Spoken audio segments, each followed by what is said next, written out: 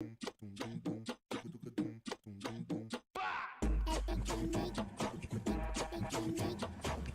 thanks for the opportunity to share a few of the things we try to do in Amsterdam. So it's really great to be here.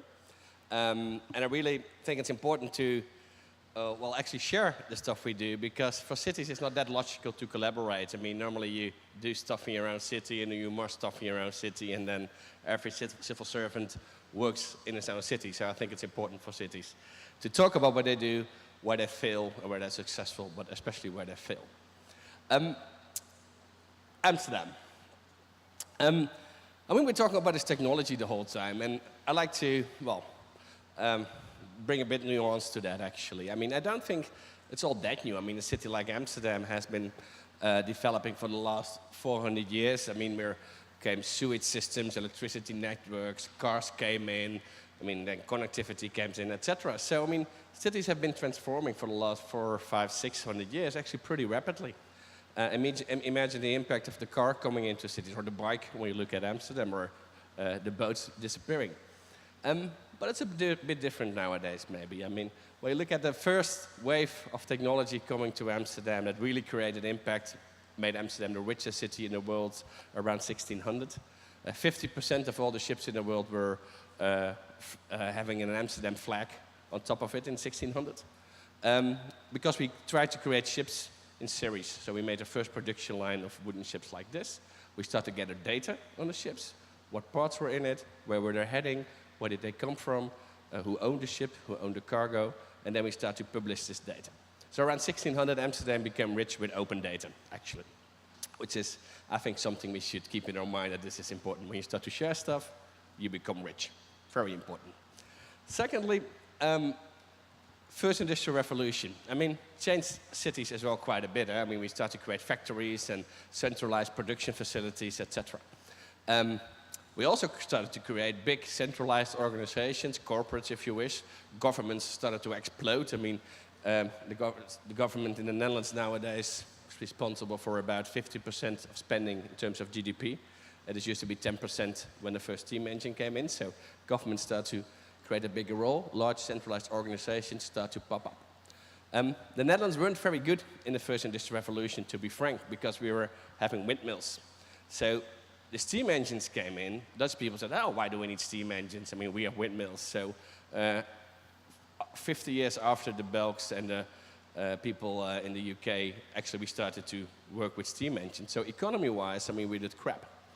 And then the second industrial revolution, we did pretty good, because we saw, hey, we need to learn, we need to be more adaptive, and everything that had to do with electricity, chemicals, all these things that came with the second industrial revolution, we did pretty well. Which is interesting, because the lobby of the traditional sector, or the old-fashioned industry, the windmills, stopped the Netherlands from innovation during the first industrial revolution. Second industrial revolution, we actually thought, oh, we need to adapt to this and make sure we adapted very quickly. So we became quite successful. And now it's a digital age. I mean, and now every city, every country in the world needs to change again. I mean, the internet is connecting to everything. And we're actually at a crucial point, I would say, and we'll talk a bit about that. Because the first 10, 20 years of the first industrial revolution weren't that impactful, were they?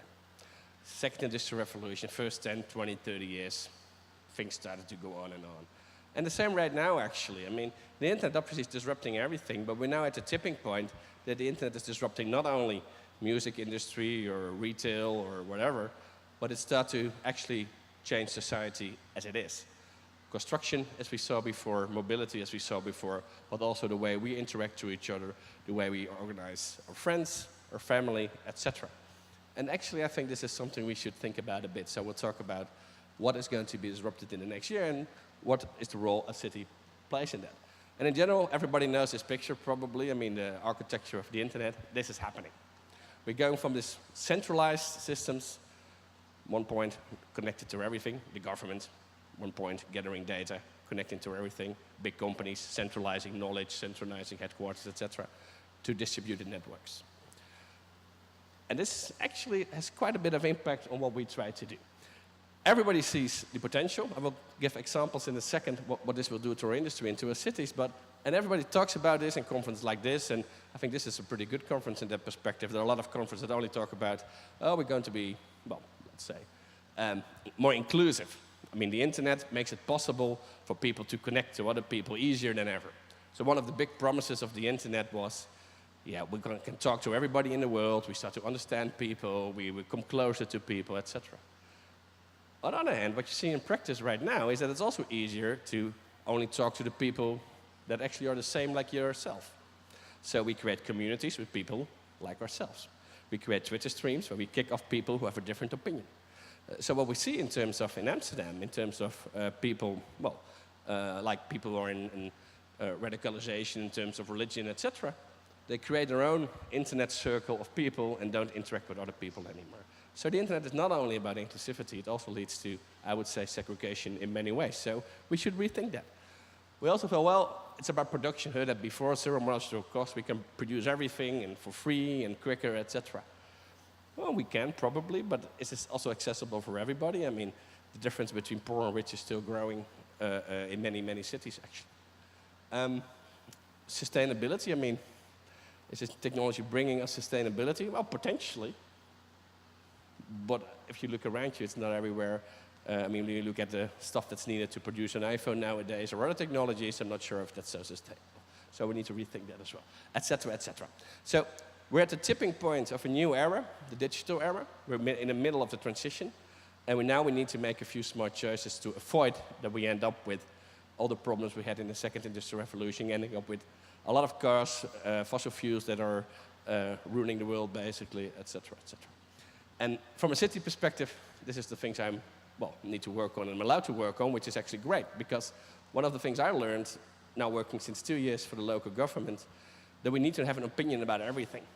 That's interesting. Everybody wants an opinion of the local government. I mean, where to build a road, if you're allowed to build a house, when you're allowed to put bills in your beers in your cafe, healthcare, education. We need to have an opinion about everything. And actually, this is interesting to see, because all this industry is now at the point of disruption, and we need to make, I think, a new set of rules.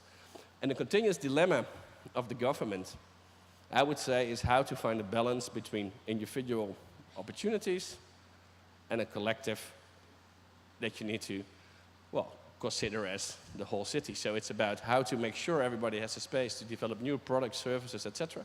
And on the other hand, make sure the effects are not interfering with the interests of other people. So what's the combination of individuals and a collective? And what's the role of the government in balancing these things? And for all these developments, this plays a role, I would say. So I think we need new roles of engagement, basically. And I will give a bunch of examples. How do we cope with it? What's democracy in a digital era? I mean, it's different, probably, because everybody has access to information. It's different than 200 years ago, probably. What's inclusivity in a digital era? I mean, what's a fair market, and how can people join in a society? I mean, how to make sure the world gets sustainable, how to make sure it's openness and transparent, etc. So when you look at all these developments, we have a bunch of programs, and I'll just give a few examples, but I can't give examples about basically everything, because, like I said, I mean, city needs to have an opinion about everything, so we are at the table in many things. I mean, sharing economy is one of the things we're doing quite a bit nowadays in Amsterdam. There's just a few of them. There are over 150 companies that say that they're a sharing economy business. I mean, obviously everybody knows Airbnb, etc., but there are a lot of others. Peerby is a big Dutch export product nowadays where you can share your materials and stuff from home. Sharing sounds good, eh? Sharing a car means less traffic. Sharing your house seems like less houses, etc. Sharing seems a good thing. Sharing is not new. I mean, as a government, we're in the sharing business for a while. I mean, we share squares, we share roads, we share infrastructures, etc. Schools, you name it. Sharing is not new in a house. I mean, at home, you share stuff as well. So sharing is not that new as well in terms of, so sharing with your family, like a shower or whatever, is something normal as well. The issue now starts again in the digital age, and this is where we need to make some choices. I mean, when people start to earn money with public space, so public space is getting more and more private space, and to a certain extent, do we want this, yes or no? I mean, do we want private sector to play a role in the digital connectivity in the public space. I mean, is this a private matter or a public matter? I mean, is it still a public space when you're connected to private networks, etc.? I don't know. I mean, we need to find out what we want, because the potential of sharing is enormous. Share your cars, it's sustainable. Share your food you cook at home, very sustainable. When you have something left over, you share it with everybody. Share, when you go to a store, share your knowledge about stuff you're going to buy, or recipes, or whatever. But there are also some other things we need to look into. So I mean, in fact, everybody knows that sharing your car, and you get this fine, renting out your house for Airbnb, and you end up with an orgy, meaning your house boss is kicking you out of your house, you get a fine of the police, and this individual, is not allowed to get a house anymore in New York City, which is, well, not sure if this is the right thing and who's responsible for that. So when you look at the sharing platforms from a government perspective, is this still, I mean, inclusive when you look at sharing economy? Is it inclusive when all these applications in the sharing economy are only accessible when you have a credit card, example given? I don't know. I mean, when you want to ride to Uber, you need a credit card, at least in the Netherlands, which is interesting, which is different. Is this inclusive for everybody, or is this only for people? What are the algorithms being used by the sharing networks, by Airbnb, the ranking? Are they open, transparent, or can you just buy a higher ranking, etc., and make sure you get more nice reviews, etc.? See, and does the government need to play a role in all these things? I think so. I'm not sure yet what role, but I think making sure things are transparent and open is one of the roles the government should play in this. And then you come to the sharing city, you come to smart cities, which is about, well, actually, how to use data. Actually, I would say for citizens to make smarter choices for mobility or energy, etc. But when you look at it, example given, the energy networks. I mean, the city of Amsterdam used to have one energy supplier who owned the grid, owned the energy plants, supplying energy to houses, selling it to citizens, etc. One company in 2002. And then came the internet merging together with the energy sector. 2002, smart energy grid starts to be deployed. And people start to have all this information on the energy at home with energy displays. You all know Nest. This is a Dutch version of Nest, another company. And now we're in the energy cloud. What does this mean? Practically, this means that in a city like Amsterdam, you don't have one company anymore generating, distributing, selling energy. You have 600 companies generating, selling, or distributing energy. Distribution is only one, actually. So the other ones are 599. This means that for the last 2 years, there are over 50 new energy companies being started by citizens, starting their own energy company, buy 5 solar panels and a windmill, and you're off. Imagine in 2002 that you told your friends, I'm going to start my own energy company. I mean, people would start to laugh at you, isn't it? I mean, where's your 2 billion? Because when you needed 2 billion to start your own energy company, and nowadays everybody can start their own energy company. Interesting. All this type of companies are now involved into the energy sector. Utilities, I mean, startups, banks, housing agencies, everybody plays a role in the energy sector nowadays. It also makes it interesting. This is a PhD student who researched the energy sector in Amsterdam, and he took 25 projects and said, hey, who's collaborating with everybody? And he ended up with this diagram, and the 2 blue big dots are the city and the grid operator, but for the rest, everybody's collaborating with everybody. Tech companies with housing agencies, insurance companies with big IT companies, etc. So the energy sector became basically an internet of companies collaborating with each other. So when we want to make new rules or start to work with the energy sector, it's not one company to call anymore. It's about talking to all these companies nowadays. So what's the energy sector? I don't know. Interesting for us. How to make sure energy will be, well, to a certain extent democratic, inclusive, etc. Is energy accessible for everybody, against the same rules, etc. And then democracy, why do I state that as well? I mean, when you start to think about energy, algorithms will start to dominate the energy grid. The moment there will be an outage, algorithms, smart software, actually start to decide what part of the city will be shut down. And when you start to think about it, this is pretty scary, actually, because who decides what part of the city to shut down first? No, and then you end up in a discussion, and everybody agrees First, we make sure hospitals get energy. Sounds logical. And then maybe elderly homes or schools. And then it gets a bit more complicated. Who decides what neighborhood to shut out first? And who decides? Is that the energy company? Is that? And I've been doing discussions now for, I think, 20 times within the last months. And every time, the best solution we, smart people, end up with is at random. This is the best solution we can think of. Because otherwise, it doesn't feel ethical that you have an algorithm deciding, sorry, poor people, other neighborhoods earns more money, so we keep them connected to the grid. Doesn't work that way. So we end up with at random, which makes it interesting. Eh? So we think it's hard to choose. And who decides then the at random? Because the energy company will probably say, oh, we sell most energy over there, so let's keep them connected, basically. So how do we organize these things in health and energy, etc.? How do we make sure these algorithms are open and transparent for everybody? Same goes for mobility. I mean, Carlo was talking about that earlier, basically. This is, well, just a visualization created by Waze. I mean, many, well, data companies now come into the mobility domain and say, hey, we can tell people what road to take and what's the most efficient route. Interesting. It means that traffic management will be something that goes from the public sector to the private sector. So companies like TomTom, Google, Waze, etc. say, hey, we can do traffic management better than cities. Let us do this. It's interesting, eh? Because what would they choose? I mean, we need to, well, we have citizens, and citizens sometimes live in an area, sometimes drive through an area.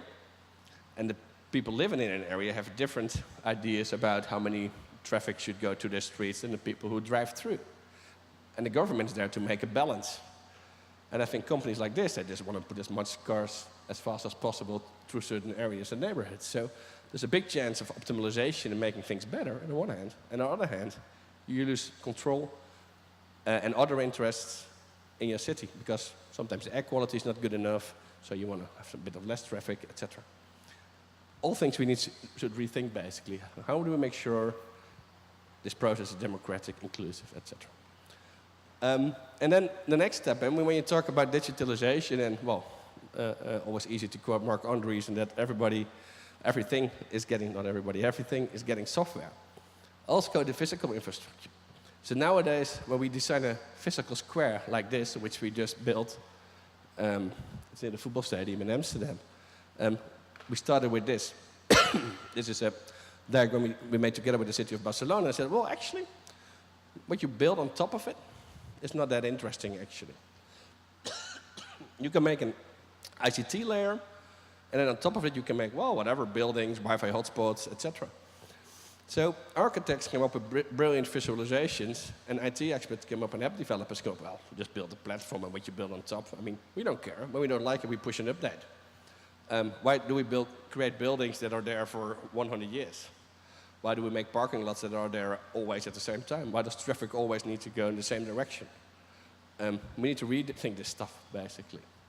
It's interesting. So on the square, we basically started with this, and we ended up with a square like that. But everything in the square now is connected, and we try to enhance the square on a daily basis, not only with lights, but also with routes where people walk, etc.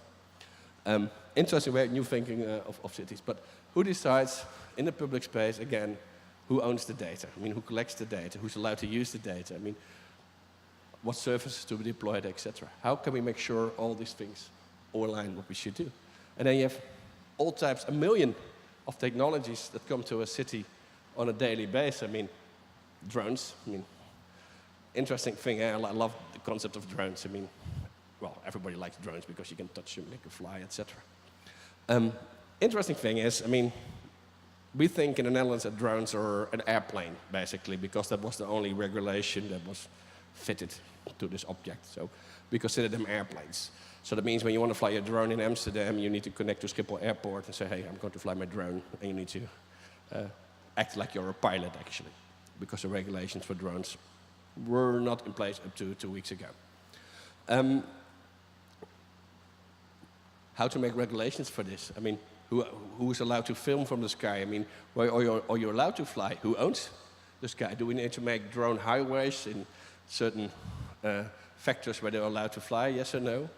Is this something the government should do, or does this work out? Do we need to facilitate this? Do we need to make sure that when we construct buildings that postal boxes will be on top of buildings instead of in front of the buildings. I mean, how to cope with this? And who's allowed to fly them? Who's allowed to use the data? Who's allowed to use cameras? Yes or no? I mean, all these questions, I mean, need to be answered within the next years, I would say.